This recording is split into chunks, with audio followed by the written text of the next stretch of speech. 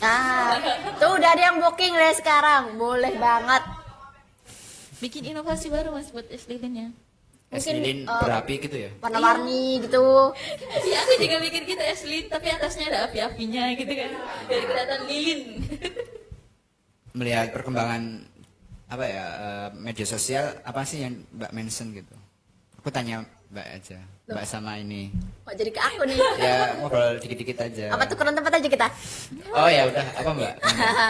Oke. Ya perkembangan Mbak yang maju dulu. ya perkembangan media sosial ini apa yang sih Mbak yang mention gitu yang kayak di notice oh kayak gini sih kayak gini. Apa ya? Yang paling ku notice tuh Kayak ya. agak nggak enak gitu mau ngomong tuh. Ya lepasin aja. Ya udah, zaman sekarang tuh tambah bobrok gitu aja. Bobrok dalam segi apa? Hampir semua sih, cuma kalau Ha-ha. hampir semua, apalagi yang kasus terbaru-baru ini tuh. Iya. Nah, itu Ya aku tahu spesifiknya nggak apa. Kayak di apa? yang FHUI itu. Oh ya itu tahu. Oh iya itu. Terus ada banyak yang paling karena UI ada kasus, terus ada yang beralih ke UII. Oh gitu. Terus ada yang bilang, apa UI mah ini apa sih? Emang yang paling benar tuh kampus UGM aja. Terus ada yang bilang UGM tuh nggak benar-benar, tuh ada yang bahas lagi kayak orang-orang tuh emang pintar nyari kesalahan orang daripada kebaikannya. Ya betul. Akhirnya nggak dapat itu apa itu? Apa?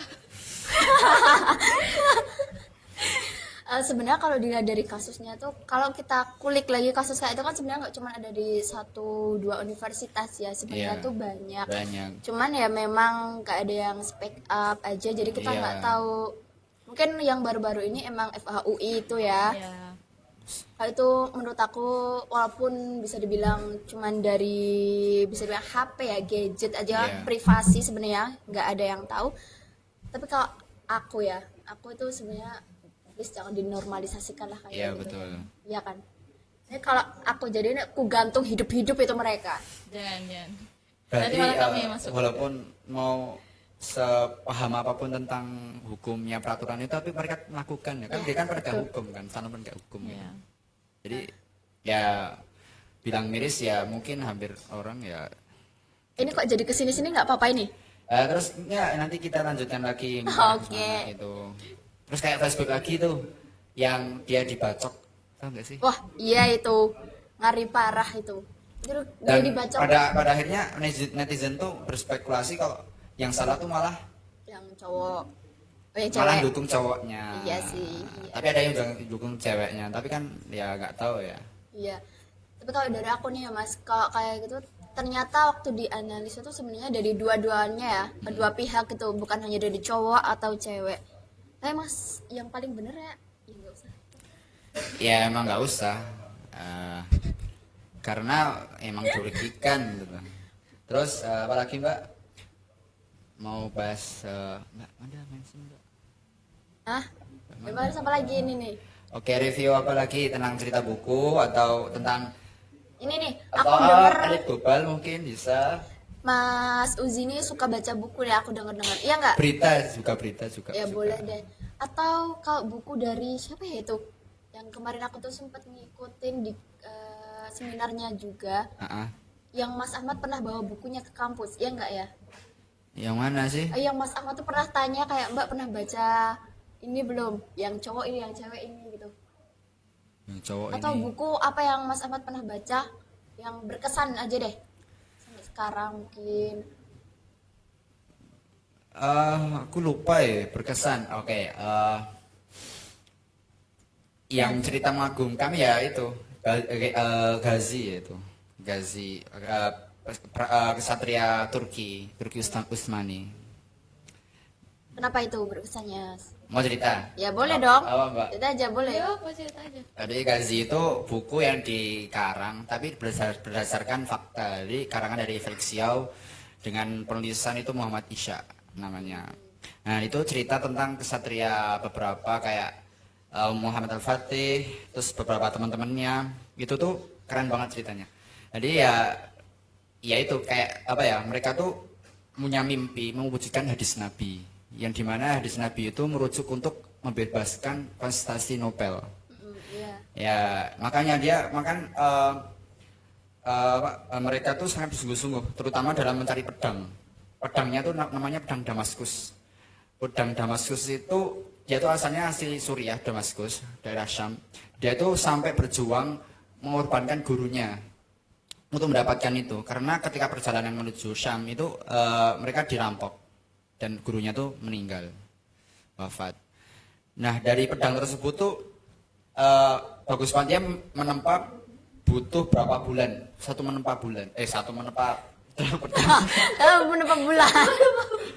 Itu butuh apa ya? Butuh emang effortnya harus Iya, iya. lebih dalam buat pedang-pedang, karena bentuknya itu kayak selang-seling itu loh. Bentuk pedangnya itu kayak hitam putih keren. Dari baja dari alami itu. Sekarang mereka sampai ke sana tuh cuman mau nyari keturunannya pedangnya yang pernah dipakai, pedangnya Salahuddin Alayubi. Itu pedangnya itu bisa menyayat sutra apa tisu itu cuman di tinggi gini, nanti tisunya ke atas ini. Ya langsung terbelah tisunya. Nanti nggak usah digini, udah nyentuh udah terbelah. Magic ya. Ya, Iya. saking tajamnya. Terus ketika Muhammad Al-Fatih gunakan itu ketika berperang, aku baca novelnya itu sampai bisa membelah tubuh. Ya, membelah tubuh. Ngeri-ngeri, iya, iya. Itu padahal dilapisi loh, tameng atau perisai Iya. baju. Bisa menembus gitu ya? Bisa menembus saking tajamnya pedang itu. Makanya dari pedang itu tuh bisa menaklukkan Konstantinopel gitu. Dan itu butuh 40 hari untuk menaklukkan itu. Untuk menaklukkan benteng itu. Kan berlapis-lapis Mbak bentengnya itu, ada lapisnya ada 3. Dan itu harus menembus itu semua. Itu sekarang ada prajurit berapa ya? 150 lah, segituan lah prajuritnya yang dikerahkan oleh Muhammad Al-Fatih. Keren sih, keren Ya, banget. gitu. Itu sering dibaca atau cuma baca sekali terus ingat ya itu? Baca sekali alhamdulillah. Baca sekali Iya, aja. baca sekali. Tapi karena emang kayak berkesan banget jadi ingat gitu ya. Iya, karena tahu juga fakta tentang kejahatan orang-orang barat gitu. Kayak tentang Dracula itu, saya nonton tadi kan Dracula. Oh, iya. Gimana orang-orang Indonesia atau orang masyarakat yang awam tuh Dracula itu kayak vampir aja, tapi di balik vampir itu emang ada kisah tragis gitu. Ini bukan GGS kan ya? Bukan. Oh, Ganteng, kirain ganteng. GGS gitu. Beda jauh deh Beda kayaknya. jauh. Oh, beda ya? Iya, beda. Oke, udah itu ya. Ya sedikit cerita dari novel 6 jilid itu. Berarti itu kayak masuk ke kehidupan ya? Iya. Menceritakan kehidupan gitu ya? Kehidupan benar kehidupannya Muhammad Al-Fatih dan keluarganya, gimana Muhammad Al-Fatih itu membentuk suatu aliansi untuk menentang pemerintahan untuk Jadi ada pemerintahan yang dia tuh nggak mau nyerang Konstantinopel.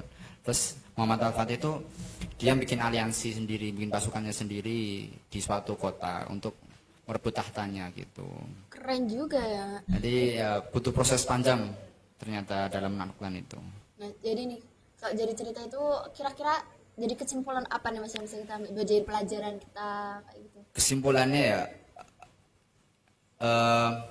sebagai umat muslim tentu harus kita peduli akan apa yang terjadi di Al-Aqsa dan Yerusalem khususnya. Karena menurut sejarah dan apapun yang terjadi kan udah dirujukan atas hadis Nabi dan sabda beliau untuk gimana kita harus peduli dengan keadaan mereka gitu. Bagus banget sih ini ceritanya. Kalau dari Mbak Manda sendiri ada nggak Mbak? Ada pasti. Biasanya cewek tuh sering suka ya bacaan, apalagi novel. Iya. Ya nggak? Enggak, kan aku tadi bilang aku nggak suka baca kayak gitu. Oh Baca iya. Jarang. Komik. Komik pun ya jarang loh, di rumahku ada komik. Nah, terus kamu sukanya apa dong? Apa ya suka aku? Jaga kucing.